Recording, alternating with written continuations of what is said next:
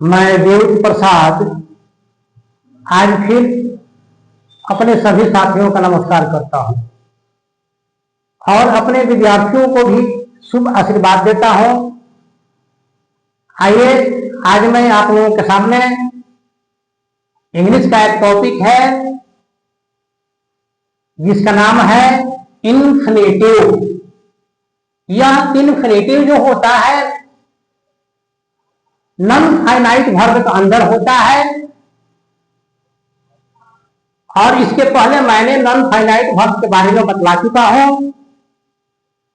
आइए आज हम लोग नॉन फाइनाइट वर्ब्स जो होते हैं उनमें इन्फिनेटिव, जेरंड और पार्टिसिपल होता है। आज मैं उन सबका पहला जो इन्फिनेटिव होता है, भेद होता है, उसका पहला आज उसी के बारे में मैं बतलाने जा रहा हूं। आइए देखिए, लिखा है मैंने इन्फिनेटिव, फिर काइंड्स ऑफ इन्फिनेटिव। यहां पर मैंने लिखा है इन्फिनेटिव के प्रकार, यानी कि इन्फिनेटिव दो प्रकार के होते हैं।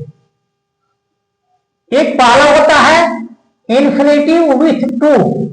इन्फिनेटिव पहले समझिए कि आप लोग क्या होता है। इन्फिनेटिव जो होता है वर्ब का फर्स्ट फॉर्म होता है और वही वर्ब के फर्स्ट फॉर्म के पहले जब हम लोग टू लगा देते हैं तो वह इन्फिनेटिव टू बन जाता है।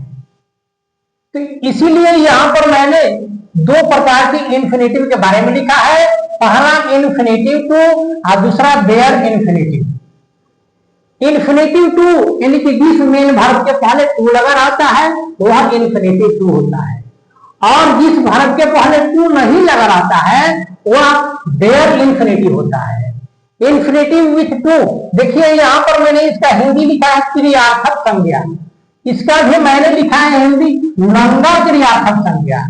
यानी कि इसमें जो मेन वर्ब होता है उसके पहले टू नहीं लगा रहता है, इसलिए उसको नंगा कहा गया है, यानी कि बिना टू वाला इन्फिनेटिव कहा जाता है इसको। आइए देखते हैं इन्फिनेटिव टू का प्रयोग और देयर इन्फिनेटिव का प्रयोग हम लोग कहां कहां करते हैं। ऐसे तो हम लोग बहुत जगहों पर करते हैं, लेकिन यहां पर मैंने कुछ इनका प्रयोग के बारे में लिखा है, मैं बतलाने जा रहा हूं। यहां पर मैंने प्रयोग लिखा है क्रिया के कर्ता के रूप में। किसी भी सेंटेंस में जो क्रिया होती है, जो वर्ब होता है,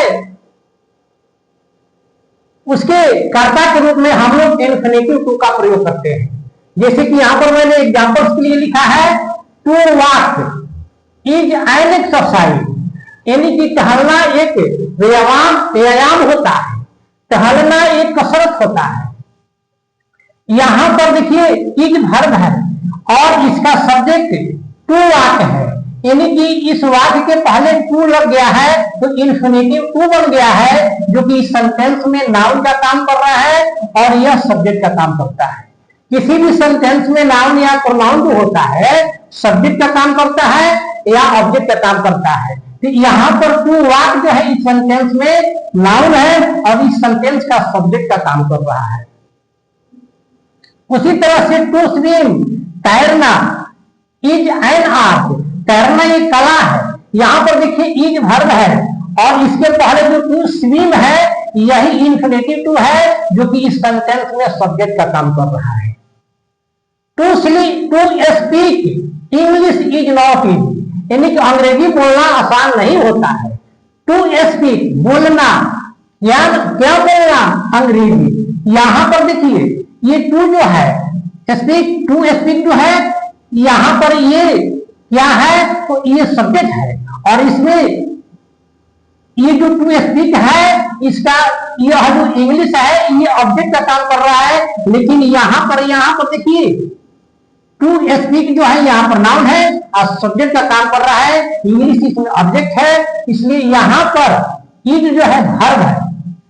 to speak English is not easy, यानी कि अंग्रेजी बोलना, क्या बोलना, अंग्रेजी, यहां पर इसको ऑब्जेक्ट मान लिया गया है। To tell a lie is sin, झूठ बोलना पाप होता है।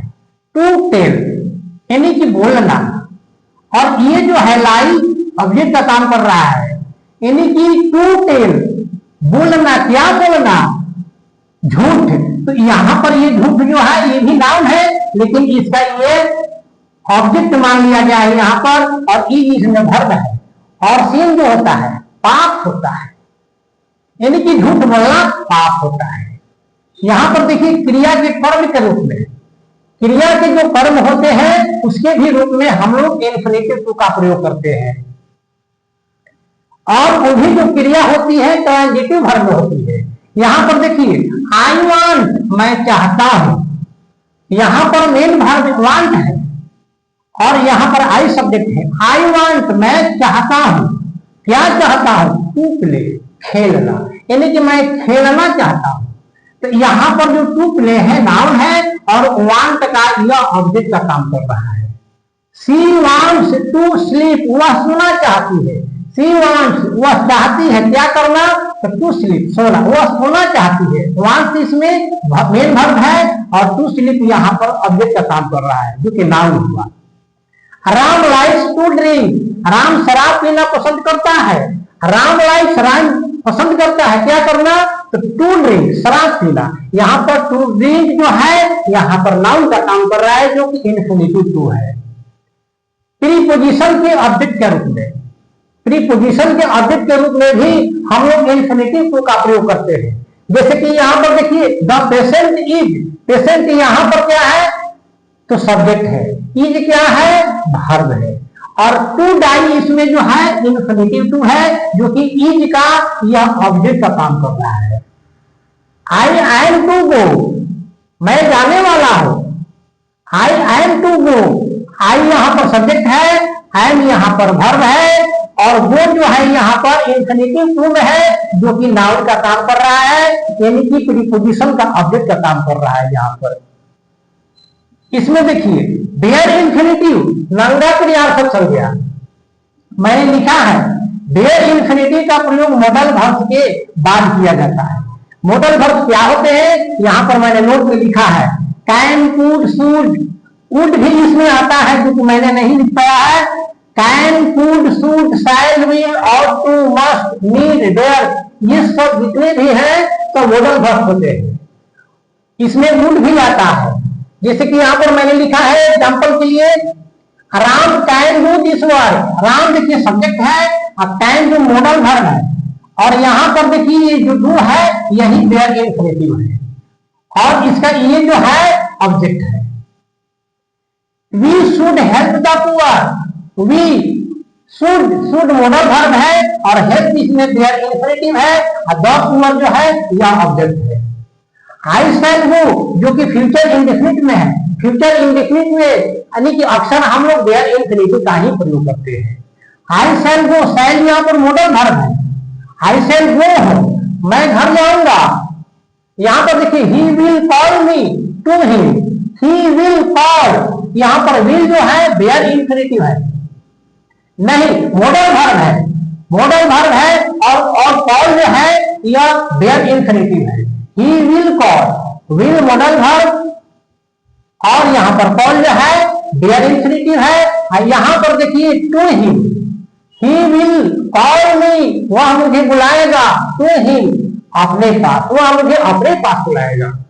He needs, नीड में होता है जरूरत होना, आवश्यकता होना। He needs a room, उसको एक कमरे की जरूरत है। नीड जो है modal verb. I made him laugh, यहां पर देखिए laugh जो है बेयर इन्फिनिटिव है।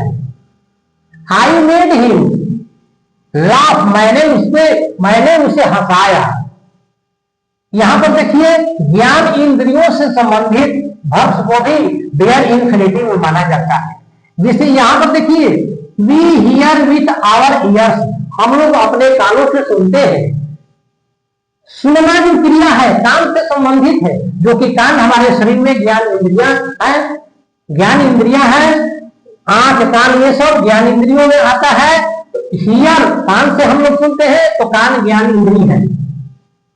वी सी हम लोग देखते हैं, देखने के काम हम लोग आंख से करते हैं जो कि आंख जो है ज्ञान इंद्रिय है। We see with our ears, eyes, we see with our eyes, हम लोग अपने आंखों से देखते हैं, यानी कि देखने का काम हम लोग अपने आंख से करते हैं, इसलिए आंख इसमें ज्ञान इंद्रिय है और उसी से ये संबंधित सी भाव है। तो यहां पर ये जो सी है देयर इंफिनिटिव है, इसमें हियर है देयर इंफिनिटिव है। नोट यहां पर मैंने लिख दिया है, आप लोग इसको याद कर दीजिएगा। तो आज मैंने अपने अनुभव के अनुसार आप लोगों को इंफिनिटी के बारे में बतलाया। इनका और भी प्रयोग होता है, लेकिन इस बोर्ड पर स्पेस कम है इसलिए मैंने नहीं लिख पाया है। आगे अगले वीडियो में और भी सीखने को मिलेगा। अगर वीडियो आप लोगों को अच्छा लगा होगा तो आप लोग लाइक शेयर और सब्सक्राइब जरूर कर दीजिएगा। जय हिंद, जय भारत।